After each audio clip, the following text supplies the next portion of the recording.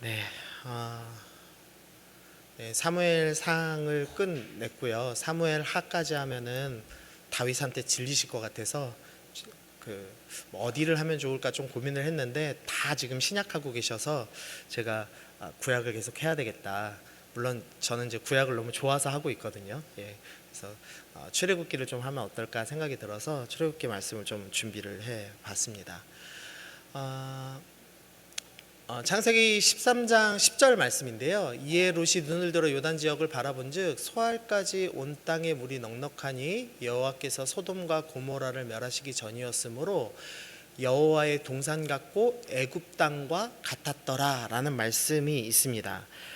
지금 롯이 이 자기가 어디를 가서 살까를 정하는데 이 소돔 지역, 소알 지역 여기를 봤더니 여기가 너무 좋아서 여호와의 동산 에덴 동산과 같고 또한 애굽 땅과 같았다라고 이야기합니다. 그러니까 애굽 땅이라는 곳이 얼마나 좋은 곳이냐면 그 당시 사람들에게는 야, 에덴 동산이 바로 저렇게 좋은 곳 아니었겠느냐라고 생각할 만큼 애굽 땅은 매우 좋은 땅이었습니다. 그래서 어느 학자는 이 애굽 땅에 대해서 이렇게 설명을 했는데요. 하늘에서부터 자유한 땅이다 이런 표현을 썼습니다. 이제 무슨 의미냐면 이 가나안 땅은 지난번에 말씀드렸지만 이른 비와 늦은 비가 정확히 내리지 않으면 농사를 망치는 땅입니다.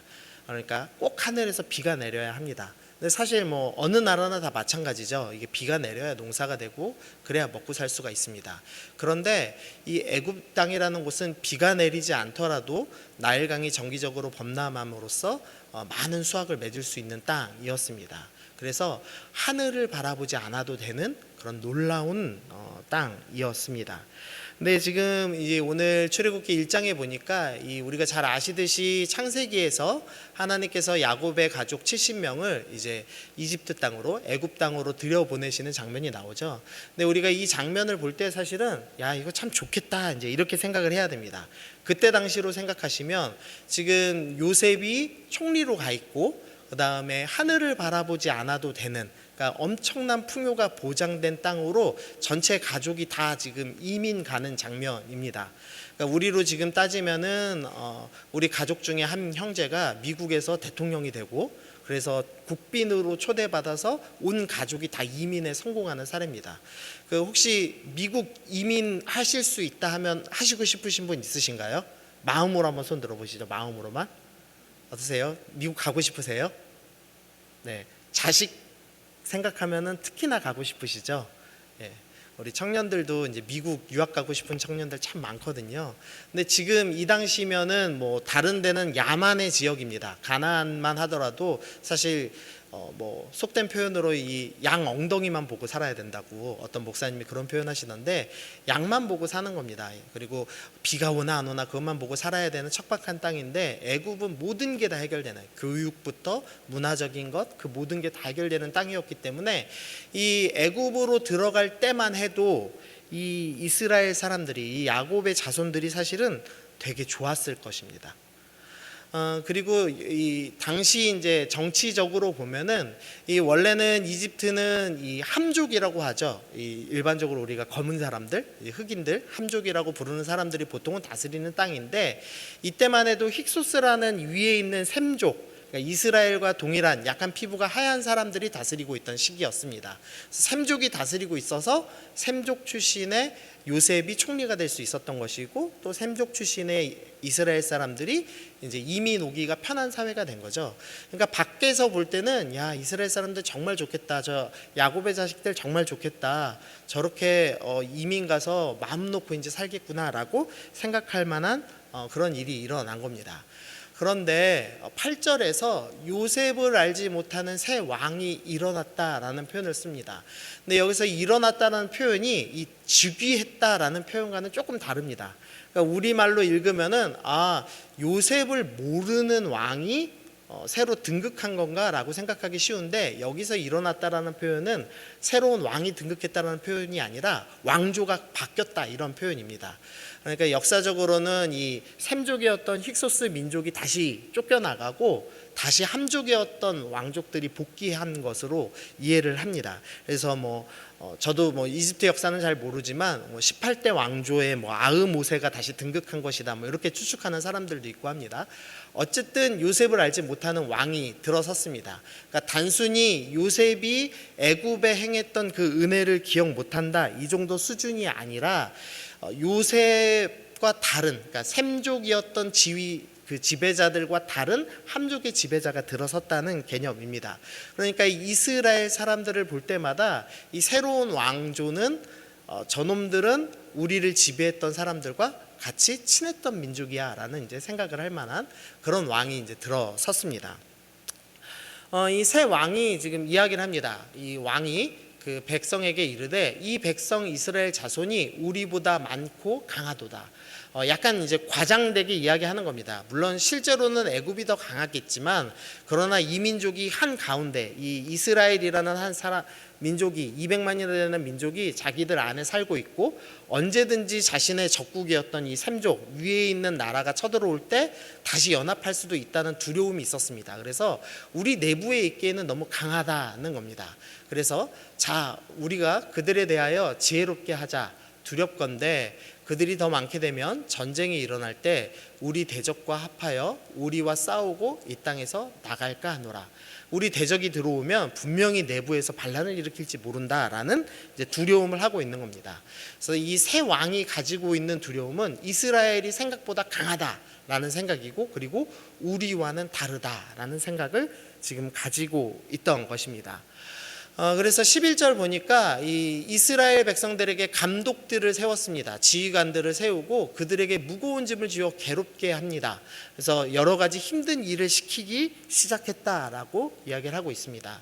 아까 처음에 말씀드렸던 대로 이스라엘 백성들, 이 야곱의 자손들이 처음 애굽 들어갈 때만 해도 너무 좋은 기회다라고 생각했을 것입니다. 그런데 얼마 지나지 않아서 시간이 변하고 나자 이 천국과 같고 에덴 동산과 같았던 애굽이 다시 그들을 억압하는 땅으로 변하게 되는 것을 볼 수가 있습니다.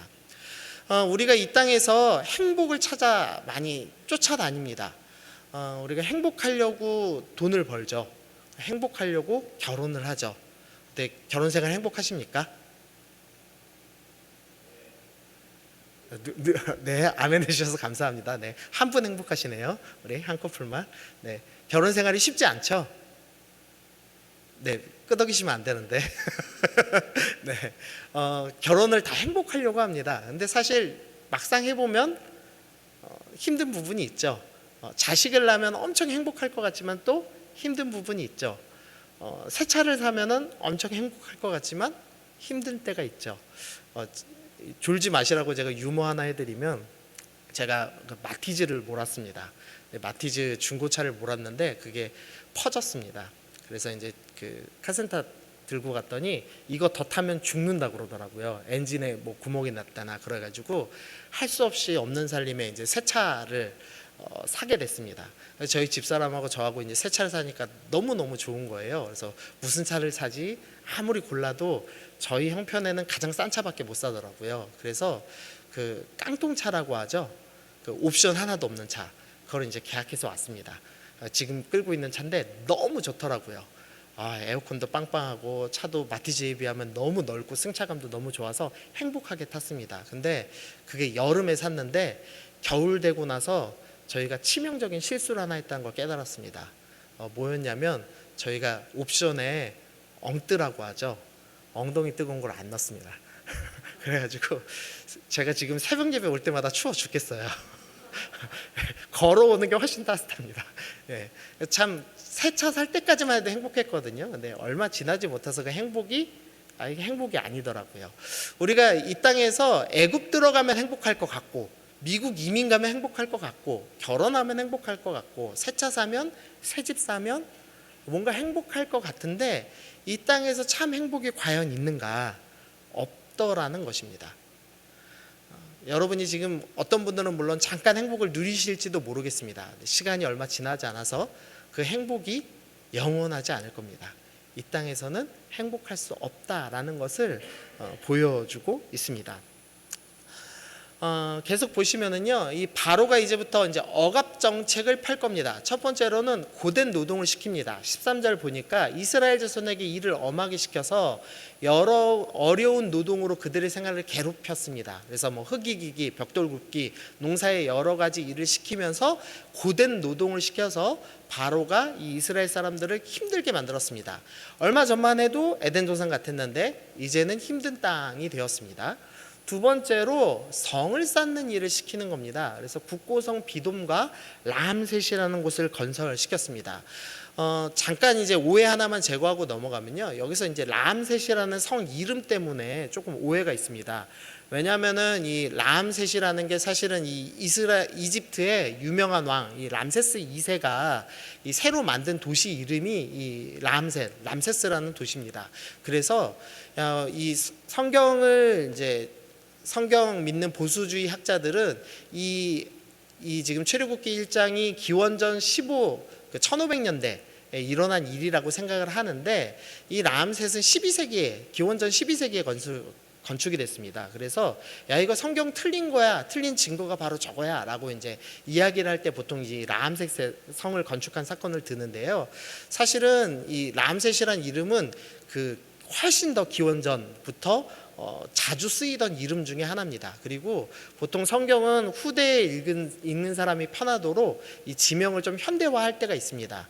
우리도 이제 국어책 같은 거 보시면은 서울이라고 표현이 많이 돼 있죠. 조선의 서울에서 일어난 일입니다, 이렇게 동화책 기록된 거 가끔 있죠. 근데 사실 조선에서는 한양 땅이었지 서울은 아니었죠. 근데도 우리가 후대 사람들, 특별히 어린 사람들이 읽기 편하도록 서울이라는 표기를 할 때가 간혹 있습니다. 그것처럼 이 람셋이란 지역도 후대 사람들이 읽기 편하도록 이해할 수 있는 지명으로 바꾼 게 아닌가 싶습니다. 그래서 이 단어 하나 가지고 성경 틀렸다고 이렇게 해석할 수는 없습니다. 근데 어쨌든 여기서의 포인트는 성을 쌓게 하더라는 겁니다. 성을 쌓는 일은 매우 힘든 일이죠. 단순한 노동이 아니라 무거운 돌을 나르다가 죽을 수도 있는 어마어마한 고된 일을 시키면서 바로가 억압 정책을 펼쳤습니다. 세 번째로 억압 정책을 펼쳤는데요, 생명을 죽이는 것, 죽음에 이르게 하는 일들을 시작합니다. 근데 이 애굽 왕이 단번에 죽이기는 좀 쉽지 않습니다. 왜냐하면 어쨌든 200만이나 되는 사람들이 있었고, 이후에 인구조사를 할 때 장정만 60만 명이 있죠. 그러니까 아무리 이스라엘의 군대 조직이 안 돼 있더라 하더라도 단번에 60만 명이 들고 일어나면 애굽이 지지는 않겠지만 큰 위협이 있을 수 있습니다. 그리고 왕조가 바뀐 지가 얼마 안 됐기 때문에 이 애굽 왕이 지금 체크해 보는 겁니다. 이스라엘이 반역을 할 것인가 안 할 것인가, 이 사람들은 어느 정도로 나에게 순종할 것인가 안 할 것인가, 이걸 좀 체크하고 싶었습니다. 그래서 아주 그 작은 범위 내에서 지금 정책을 하나 만들었는데요, 그게 뭐냐면 히브리 산파 2명을 불렀습니다. 십부라라 하는 사람과 부하라 하는 사람을 불러서 히브리 여인들을 위하여 해산을 도울 때 자리를 살펴서 아들이거든 죽여라, 그러니까 군사력이 될 만한 아들을 죽이라는 명령을 일시적으로 내립니다. 그러면서 히브리인들이 어떻게 반응하는지, 또 히브리 산파들이 어떻게 반응하는지를 이제 살짝 살펴보는 일을 하죠. 근데 이제 우리가 알고 계시다시피 산파들이 죽이질 않습니다. 그러자 바로가 나중에는 모든 백성에게 명령하여 이르되 아들이 태어나거든 너희는 그를 나일강에 던지고 딸이거든 살려두라는 명령을 내립니다. 근데 이 명령 또한 사실은 이후에 계속되는 명령은 아닙니다. 왜냐하면 만약 계속됐다면 모세 이후에 이스라엘 남자들이 다 죽어 있어야 되겠죠. 근데 실제로 모세 이후에 남자들이 계속 생존했던 걸 볼 때 일시적으로 아마도 학자들은 추측할 때 이 종교적인 핑계를 대면서 이 히브리인들을 좀 죽이라고 명령한 것 아니냐라고 이제 생각을 합니다. 어쨌든 바로는 이 억압 정책을 통해서 이스라엘이 어떻게 반응하는지, 또 그리고 실제적으로 좀 이 남자들을 이 군사력을 억제할 수 있는지를 좀 살펴보는 정책을 펼치고 있습니다. 이 세 가지의 정책을 통해서 이스라엘 사람들에게는 낙원이었던 땅이 지금은 지옥과 같은 땅으로 바뀌게 된 것을 살펴볼 수가 있습니다. 그래서 정리하면 이렇게 세 가지로 정리할 수 있겠죠. 고된 노동을 했습니다. 성을 쌓았습니다. 생명을 파괴하는 일을 바로가 했습니다 라고 살펴볼 수가 있습니다. 근데 이 세 가지를 살펴보고 나니까 이런 똑같은 일이 앞에 있었던 것을 우리가 생각해 볼 수 있습니다. 언제냐면 죄가 들어온 이후에 일어났던 일입니다. 죄가 들어온 뒤에 하나님께서 이제 죄로 인한 결과를 얘기하시죠. 근데 아담에게 네가 흙으로 돌아갈 때까지 얼굴에 땀을 흘려야 먹을 것을 먹게 될 것이다. 에덴 동산에서는 즐겁게 일할 수 있었습니다. 일해서 먹는 것이 목적이 아니라 노동하면서 하나님을 예배하는 것, 그것이 목적이었죠. 그러나 이제는 고된 노동을 해야지만 먹고 살 수 있게 되었다라고 말씀합니다. 죄의 결과물이 고된 노동이라는 것을 성경이 설명을 합니다.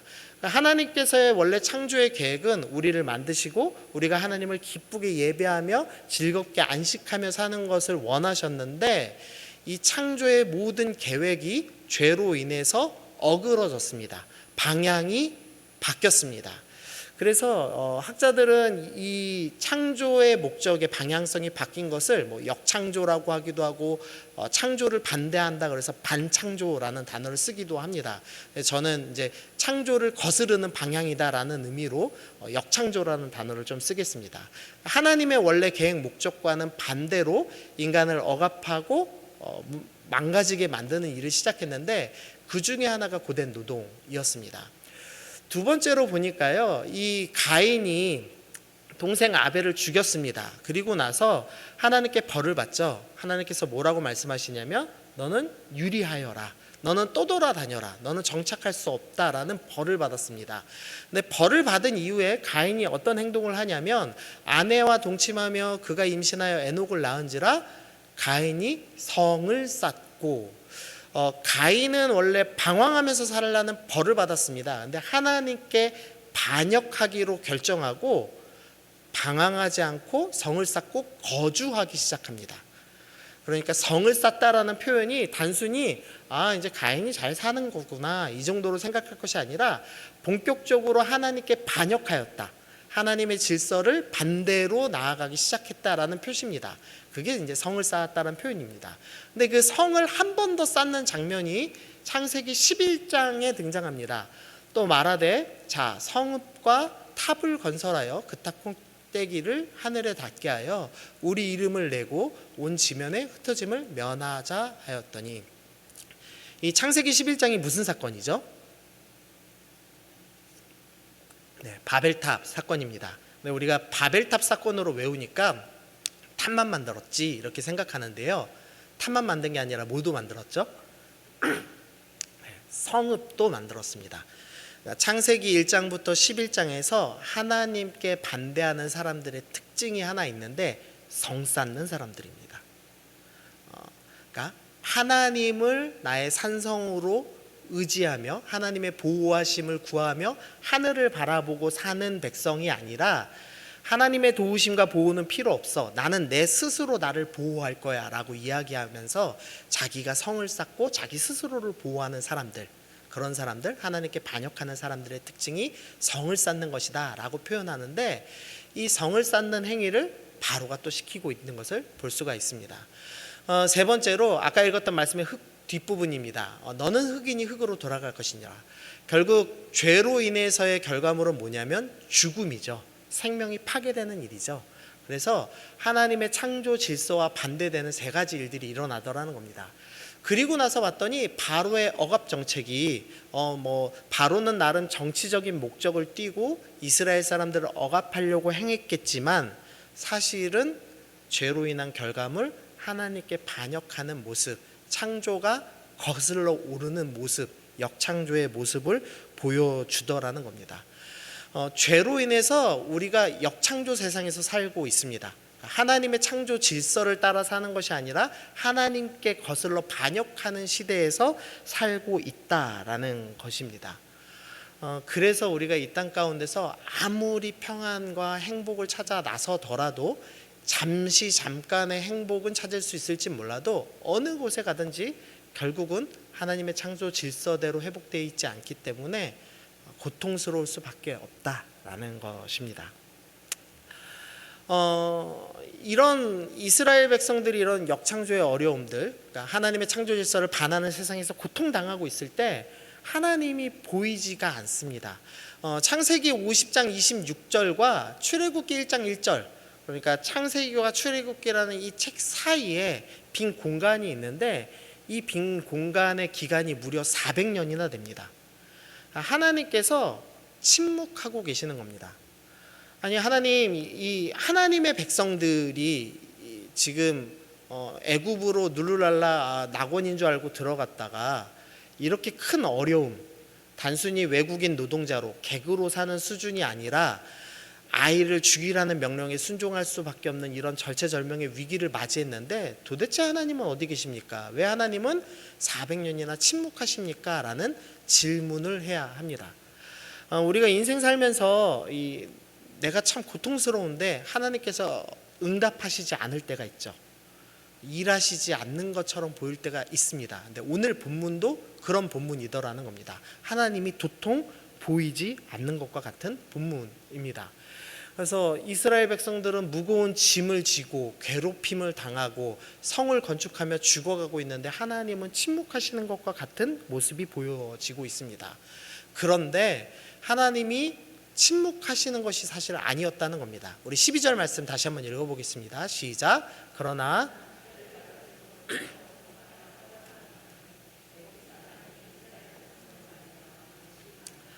이스라엘 백성들은 하나님이 계신 것을 지금 체감하지 못하고 있습니다. 하나님은 보이지도 않으시고 하나님은 말씀하시지도 않으시고 하나님은 선지자를 통해 이야기도 하지 않으시고 하나님은 도대체 어디 계신 거야? 안 계신 것 아니야? 이렇게 의심하고 있을 때 한 가지 일이 행해지고 있는데 학대를 받을수록 더욱 번성하고 있더라는 겁니다.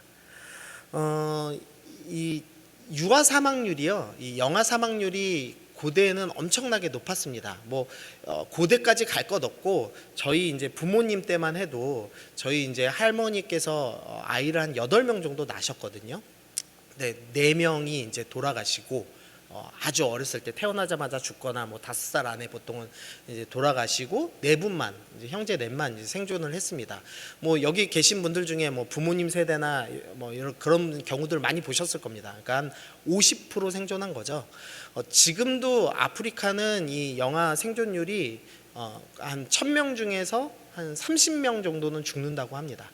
30명에서 더 많은 데는 100% 이상, 나이지리아나 소말리아 같은 경우는 1000명 중에서 100명 이상이 지금도 영아들이 사망한다고 합니다. 근데 지금 이 약이 다 개발되고 먹을 것이 나아진 현대에서도 이 정도고요. 고대에는 아이가 죽는 것은 아무 일도 아니었죠. 그래서 아이가 처음 태어나면 이름도 안 지어주던 것이 당시 사회였습니다. 그런데 이상한 일이 하나 생겨나는 겁니다. 이스라엘 사람은 태어나면 죽지 않는 겁니다. 그러니까 이 70명에서 400년 안에 200만이 되려면 산술적으로는 가능합니다. 그러니까 계산으로 하면은 충분히 가능한 일이지만 역사적인 맥락으로 볼 때는 불가능한 일입니다. 왜냐하면 영아 사망률이, 유아 사망률이 너무 높기 때문입니다. 근데 이스라엘 사람들만 죽지 않는 이상한 일이 있더라는 겁니다. 이 산파들이 나중에 이 애굽왕 바로에게 핑계를 대죠. 뭐라고 핑계대냐면 이스라엘 여자들은 너무 건강해서 우리가 가기도 전에 애를 낳습니다 라는 말도 안 되는 핑계를 댑니다. 애 낳은 거 보신 분들은 아시겠지만 또 경험하신 분들, 실제로 낳아보신 분들 많이 있지만 죽을 것 같잖아요. 맞죠? 예. 근데 말도 안 되는 산파들의 핑계를 댔을 때 이 바로가 납득할 만큼 이스라엘 사람들이 이상하도록 건강한 상태가 되었습니다. 그러니까 하나님께서 뭔가 특별한 일을 행하고 계시다라는 것을 알 수가 있는 거죠. 창세기 1장 28절에 보니까 하나님이 그들에게 복을 주시며 하나님이 그들에게 이르시되 생육하고 번성하여 땅에 충만하라 라는 명령을 주셨습니다. 그리고 그 놀라운 명령, 놀라운 축복이 이 이집트 땅, 억압당하고 있는 이 백성들에게 일어나고 있어서 번성하기 시작했다는 것을 볼 수가 있습니다. 또 이런 비슷한 말씀이 아브라함 때 나오는데요. 하나님께서 아브라함을 부르시면서 내가 너로 큰 민족을 이루겠다라고 약속하십니다. 그리고 그 큰 민족이 어느 정도냐면 땅의 티끌과 같이 땅의 먼지만큼 너의 자손이 많게 하겠고, 그 다음에 창세기 15장에 보니까 별을 셀 수 있나 봐라, 네가 보는 별처럼 많은 자손을 너에게 주겠다라고 하나님께서 약속을 하셨는데, 그 약속이 지금 이 이집트 땅 안에서, 애굽 땅 안에서 일어나고 있다는 것을 볼 수가 있습니다. 바로가 이 세 가지의 정책으로 억압을 하고 있는데 생명을 파괴하려고 애씁니다. 그런데 죽음이 감당하지 못할 만큼 생명이 풍성해서 번성하여서 퍼져나고 있다는 것을 보여주고 있는 본문입니다. 하나님께서 침묵하시는 것처럼 보였지만 사실은 침묵하지 아니하시고 일하시고 계시는데, 어느 정도로 일하고 있냐면 죽음이 이기지 못할 만큼 풍성한 생명으로 역사하고 계시다라는 것을 오늘 본문이 우리 가운데 보여주고 있는 겁니다. 하나님께서 일하시지 않는 것처럼 보이는 순간이 늘 있습니다. 침묵하시는 것처럼 보이는 순간이 있습니다. 그러나 하나님은 늘 일하고 계시다라는 것을 오늘 본문이 우리 가운데 알려주고 있습니다. 오늘 본문에서는 생명이 풍성하여서 번성하여 퍼져나가는 것만 보여줍니다. 그러나 이후에 이 바로의 악한 정책들을 다 무너뜨리시는 일을 하실 겁니다. 처음에 지금은 고된 노동을 당하고 있지만 이제 어떻게 되죠? 출애굽을 하여서 자유를 얻게 될 것입니다. 그리고 안식일을 선포하시면서 너희는 이제 영원한 안식을 누릴 백성이 될 것이다 라는 것을 선언하시게 될 것입니다. 그리고 이 땅의 백성들은 반역하여서 성을 쌓고 스스로 보호하는 사람들인데, 이스라엘 백성은 이제 성을 쌓지 않고 다른 것을 만들기 시작할 겁니다. 그게 뭐냐면 이 국고성이라는 단어, 이게 히브리 말로 미스케노트라고 하는데요. 이 미스케라고 하는 이 빨간색 글씨에 이 모음만 보시면 미음, 시옷, 키읔이 있죠. 근데 성막을 의미하는 히브리 단어도 잘 보시면 미음, 시옷, 키읔이 있죠. 그러니까 이 히브리 사람들이 이해할 수 있는 언어, 그 단어, 비슷한 발음 단어로 하나님이 지금 말씀하시는 건데, 너희가 이전에는 국고성을 쌓으면서 억압받고 있는 민족이지만 이제 너희 출애굽 가서 뭘 만들 것이냐? 성막을 만들 것이다. 그리고 성막은 왜 만들죠? 하나님께서 임재하시기 위해서 만드시는 겁니다. 바로가 세상이 이렇게 너희를 창조와 반대되는 방향으로, 역창조의 방향으로 너희를 고된 노동으로 억압하고 성을 쌓게 만들고 생명을 파괴하여 너희를 죽일 것 같은 일들이 일어나고 있지만, 아니다, 죽음을 이길 만큼 풍성한 일을 내가 행하고 있으며 너희에게 자유와 안식을 줄 것이며 성막을 만들고 내가 너희와 동행하고 함께하는 일을 행하겠다라는 것이 출애굽기에서 이제 펼쳐지는 역사가 될 것입니다. 하나님께서 우리 인생 가운데 침묵하시는 것처럼 보이지만 절대 침묵하지 아니하시고 일하시고 계십니다. 그리고 결국엔 자유를 주실 것이고 안식을 허락하실 것이고 우리와 영원히 함께할 하나님의 나라를 우리 가운데 허락하실 것입니다. 그래서 성도는 어떤 사람이냐? 하나님께서 주실 이 영원한 나라를 바라보며 믿음으로 사는 사람이죠. 보이지 않지만, 하나님이 보이시지도 않고 들리시지도 않지만, 하나님, 그러나 저는 하나님이 일하심을 믿습니다. 하나님께서 우리 가운데 새 생명을 허락하시고 자유를 허락하시고 안식을 허락하시고 함께 하실 것을 믿습니다라는 믿음으로 사는 사람들입니다. 죄송합니다. 출애굽기의 이 히브리어로 된 책 이름은요, 우리는 이제 애굽에서 탈출했다 해서 출애굽기지만 이 히브리어로는 이름들이라는 이제 책명을 갖고 있습니다. 왜냐하면은 보통 이제 이 히브리어로는 이 성경 처음에 있는 단어를 그냥 이름으로 갖다 붙여서 이 출애굽기 1장 1절에 아들들의 이름은 이러하다의 그 이름들을 띄어서 이 보통 책명을 적습니다. 이 출애굽기라는 책, 이름들이라는 책의 첫 장을 우리가 오늘 살펴봤는데요. 거기에 이름 등장하는 걸 잘 보면은요, 애굽 왕의 이름은 등장하지 않습니다. 근데 희한하게 히브리 산파 두 사람, 십부라와 부하라는 사람의 이름은 등장을 합니다. 이게 사실은 참 이상한 겁니다. 왜냐하면 애굽 왕은 왕조를 바꾼 사람입니다. 그러니까 역사적으로 위대한 왕이죠. 역사책에는 애굽 왕의 이름은 기록되지만 히브리 산파들의 이름은 절대 기록될 수가 없습니다. 당시에 가장 연약한 여자였고 또 약소 민족이기 때문에 기록될 수가 없었습니다. 그런데 이름들이라는 이름이 붙은 이 책의 첫 장에 이 애굽 왕의 이름은 없는데 시브라와 부하라고 하는 이 볼잘것없는 히브리 산파의 이름은 기록되어 있더라는 겁니다. 이 히브리 산파들이 어떤 일을 했냐면 하나님을 두려워하여서 애굽 왕의 명령을 어기고 남자아이들을 살리는 일을 했습니다. 사실 별것 하진 않았습니다. 그냥 그럴싸한 이야기를 했죠. 이스라엘 여자들은 우리가 가기도 전에 아기를 낳습니다 라는 말도 안 되는 이야기를 하면서 아주 소소한 저항을 했습니다. 그런데 하나님께서는 야, 너무 잘했다. 너희들 이름이라는 책에 애굽왕 그 위대해 보이는 사람은 기록하지 않을지라도 너희 이름은 기록하겠다라고 하면서 기록을 해 주셨던 겁니다. 우리가 이 하나님께서 일하시지 않는 것처럼 보이는 세상, 창조를 거슬러서 세상 사람들이 하나님을 믿지 않는 게 너무 당연해 보이고 하나님 믿는 걸 우습게 여기고 조롱하는 시대에 살고 있는 우리는 어떻게 살아야 하는가에 대한 힌트를 주고 있는 겁니다. 너희가 세상 사람들을 볼 때 위대한 이름을 가진 애굽왕처럼 살지는 못해도 이 땅에서 하나님을 경외하며 아주 작은 저항일지라도 하나님을 두려워하는 마음으로 하나님을 경외하는 마음으로 살아가고 있다면 나는 너희의 이름을 잊지 않고 기억할 것이다 라고 우리 가운데 말씀해 주고 계시는 겁니다. 우리가 이 악한 세상에서 어떻게 살아야 합니까? 악한 세상에서 작지만 하나님을 경외하며 하나님을 두려워하며 하나님의 창조의 목적대로 하나님의 명령대로 작은 일일지라도 순종하며 살아가는 것, 그것이 하나님의 백성이다라는 것을 우리 가운데 설명을 해주고 있습니다.